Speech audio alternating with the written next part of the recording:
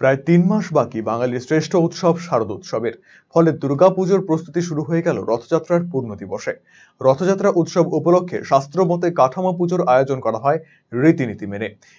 এদিন বালুরঘাটের বিভিন্ন পুজো উদ্যোক্তাদের তরফে কাঠামো পুজো করা হয় ক্লাব প্রাঙ্গণে। শিবতলী ক্লাব, অভিযাত্রী ক্লাব এবং কচিকালা একাডেমির দুর্গাপুজো মণ্ডপের খুঁটি পুজো করা হয় ধুমধাম করে। দেখব সেই ছবি।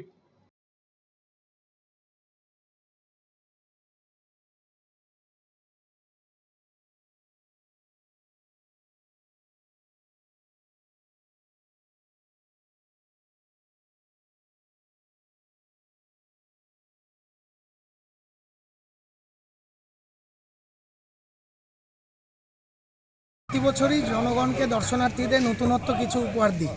এখানে দর্শনার্থীরা এসে প্রতিবারই আমাদের বলে যায় যে খুব সুন্দর হয়েছে, নতুনত্ব একটা ভাবনা আপনারা নিয়ে এসছেন, আমাদেরকে দেয়, সেটা আমরা খুব সেটাতে আপ্লুত হই তাদের ফিডব্যাক পেয়ে।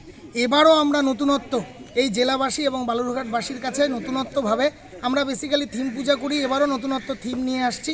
মেনলি আমাদের এবার যেটা পুজো হচ্ছে, সেই পুজোর আমাদের যে প্যান্ডেল, সেই প্যান্ডেলে আপনারা দেখতে পাবেন এখানে সমস্ত রিসাইকেলিং ব্যাপারটা এবং সৃজনশীলতা।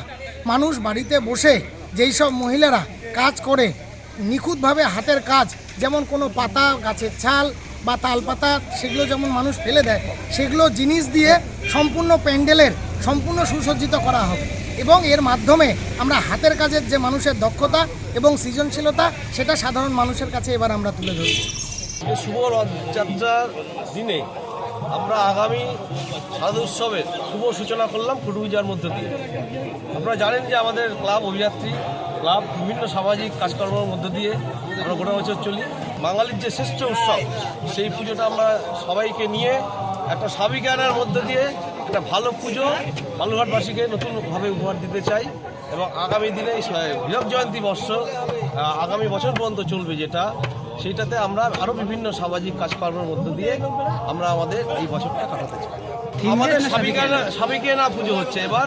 আমাদের মেন অ্যাট্রাকশন থাকবে হচ্ছে আমাদের প্রতিমা নিরঞ্জনের সময় যে আমাদের কার্নিভাল টাইপের হয়, যেটা আমাদের ক্লাবের নিজস্ব, সেই দশমী একটা আলাদা আকর্ষণ থাকবে। বালুরঘাটবাসী এটা আগে উপভোগ করেনি, প্রতিবারই থাকে, এবং নতুন একটা অ্যাট্রাকশন থাকবে। আমাদের যে পুজোর যে শুভারম্ভটা খুঁটি পুজোর মাধ্যমে আজকে পবিত্রতম রথের দিন, এই উপলক্ষে আমরা একটা প্রতিবারই করে থাকি।